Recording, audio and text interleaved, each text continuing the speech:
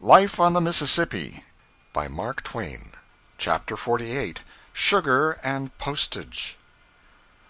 One day on the street I encountered the man whom, of all men, I most wished to see, Horace Bixby, formerly pilot under me, or rather over me, now captain of the great steamer City of Baton Rouge, the latest and swiftest addition to the Anchor Line. The same slender figure, the same tight curls, the same springy step, the same alertness, the same decision of eye and answering decision of hand, the same erect military bearing. Not an inch gained or lost in girth, not an ounce gained or lost in weight, not a hair turned. It is a curious thing to leave a man 35 years old and come back at the end of 21 years and find him still only 35. I have not had an experience of this kind before, I believe. There were some crow's feet, but they counted for next to nothing, since they were inconspicuous. His boat was just in. I had been waiting several days for her, proposing to return to St. Louis in her. The captain and I joined a party of ladies and gentlemen, guests of Major Wood, and went down the river 54 miles in a swift tug to ex-Governor Warmouth's sugar plantation. Strung along below the city were a number of decayed, ramshackly, superannuated old steamboats, not one of which had I ever seen before. They had all been built and worn out and thrown aside since I was here last. This gives one a realizing sense of the frailness of a Mississippi boat and the briefness of its life. 6 miles below town, a fat and battered brick chimney, sticking above the magnolias and live oaks, was pointed out as the monument erected by an appreciative nation to celebrate the Battle of New Orleans, Jackson's victory over the British, January 8, 1815. The war had ended, the two nations were at peace, but the news had not yet reached New Orleans. If we had had the cable telegraph in those days, this blood would not have been spilt, those lives would not have been wasted, and better still, Jackson would probably never have been president. We have gotten over the harms done us by the War of 1812, but not over some of those done us by Jackson's presidency. The Warmouth plantation covers a vast deal of ground, and the hospitality of the Warmouth mansion is graduated to the same large scale. We saw steam plows at work here for the first time. The traction engine travels about on its own wheels till it reaches the required post. Then it stands still, and by means of a wire rope pulls the huge plow towards itself 200 or 300 yards across the field, between the rows of cane. The thing cuts down into the black mold 1.5 feet deep. The plow looks like a fore and aft brace of a Hudson River steamer inverted. When the negro steersman sits on one end of it, that end tilts down near the ground, while the other sticks up high in air. This great see-saw goes rolling and pitching like a ship at sea, and it is not every circus rider that could stay on it. The plantation contains 2,600 acres, 650 are in cane, and there is a fruitful orange grove of 5,000 trees. The cane is cultivated after a modern and intricate scientific fashion, too elaborate and complex for me to attempt to describe, but it lost $40,000 last year. I forget the other details. However, this year's crop will reach 10 or 1,200 tons of sugar. Consequently, last year's loss will not matter. These troublesome and expensive scientific methods achieve a yield of 1.5 tons, and from that to 2 tons to the acre, which is 3 or 4 times what the yield of an acre was in my time. The drainage ditches were everywhere alive with little crabs, fiddlers. One saw them scampering sideways in every direction whenever they heard a disturbing noise. Expensive pests, these crabs, for they bore into the levees and ruin them. The great sugar house was a wilderness of tubs and tanks and vats, and filters, pumps, pipes, and machinery. The process of making sugar is exceedingly interesting. First, you heave your cane into the centrifugals and grind out the juice.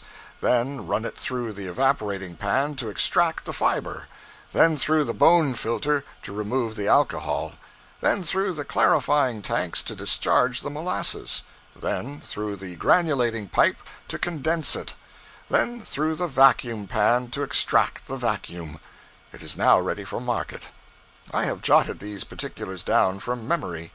The thing looks simple and easy. Do not deceive yourself. To make sugar is really one of the most difficult things in the world, and to make it right is next to impossible. If you will examine your own supply every now and then for a term of years, and tabulate the result, you will find that not 2 men in 20 can make sugar without getting sand into it.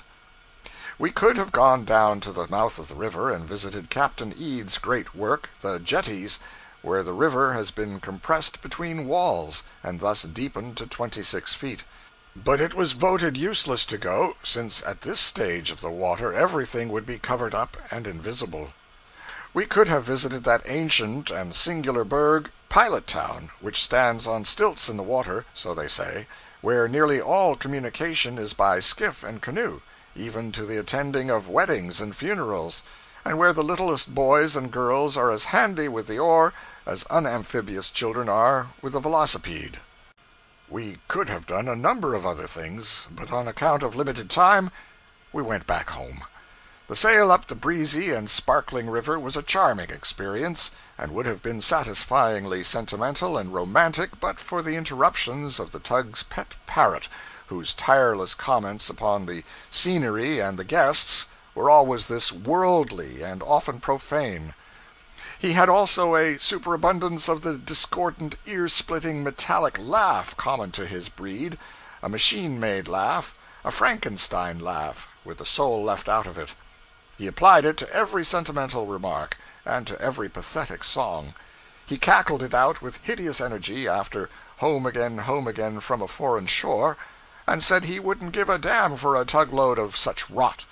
Romance and sentiment cannot long survive this sort of discouragement, so the singing and talking presently ceased, which so delighted the parrot that he cursed himself hoarse for joy. Then the male members of the party moved to the forecastle to smoke and gossip. There were several old steamboat men along, and I learned from them a great deal of what had been happening to my former river friends during my long absence. I learned that a pilot whom I used to steer for is become a spiritualist, and for more than 15 years has been receiving a letter every week from a deceased relative through a New York spiritualist medium named Manchester. Postage, graduated by distance, from the local post office in Paradise to New York, $5. From New York to St. Louis, 3 cents. I remember Mr. Manchester very well. I called on him once 10 years ago with a couple of friends, one of whom wished to inquire after a deceased uncle. This uncle had lost his life in a peculiarly violent and unusual way half a dozen years before.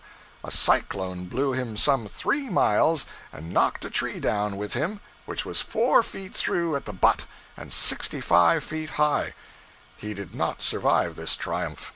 At the seance just referred to, my friend questioned his late uncle through Mr. Manchester, and the late uncle wrote down his replies, using Mr. Manchester's hand and pencil for that purpose. The following is a fair example of the question asked, and also of the sloppy twaddle in the way of answers, furnished by Manchester under the pretense that it came from the spectre. If this man is not the paltriest fraud that lives, I owe him an apology. Question: Where are you? Answer: In the spirit world. Q. Are you happy? A. Very happy, perfectly happy. Q. How do you amuse yourself? A. Conversation with friends and other spirits. Q. What else? A. Nothing else. Nothing else is necessary. Q. What do you talk about? A. About how happy we are, and about friends left behind in the earth, and how to influence them for their good. Q. When your friends in the earth all get to the spirit land, what shall you have to talk about then? Nothing but about how happy you all are? No reply. It is explained that spirits will not answer frivolous questions. Q. How is it that spirits that are content to spend an eternity in frivolous employments and accept it as happiness are so fastidious about frivolous questions upon the subject? No reply. Q. Would you like to come back? A. No. Q. Would you say that under oath? A. Yes. Q. What do you eat there? A. We do not eat. Q. What do you drink? A. We do not drink. Q. What do you smoke? A. We do not smoke. Q. What do you read? A. We do not read.